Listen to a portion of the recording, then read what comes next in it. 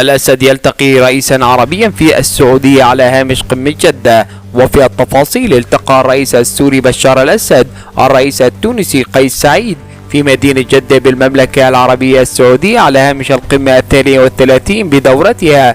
ونقلت وكالة الأنباء السورية الرسمية أن الأسد رحب خلال اللقاء بعودة العلاقات الطبيعية والتاريخية بين سوريا وتونس، منوها بضرورة تعزيز هذه العلاقات ليس فقط على المستوى السياسي والاقتصادي، وإنما على المستوى الثقافي والفكري والشعبي، ومشيرا إلى أنه أمام المسؤولين والسفراء في الدولتين الكثير من العمل من أجل وضع خطة مشتركة للتحرك على الساحة العربية والدولية أيضا.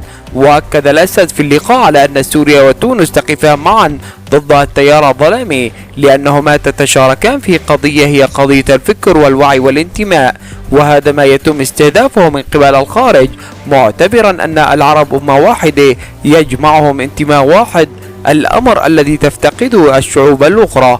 من جهته قال الرئيس التونسي وفقا لما نقلته الوكالة السورية: أنتم أشقاؤنا وما يؤذيكم يؤذينا، فسوريا هي بلدنا. وكان هناك الكثير من التونسيين الذين لجأوا إلى سوريا خلال فترة الاستعمار الفرنسي، وكانت علاقات سوريا دائما ممتازة مع المغرب العربي.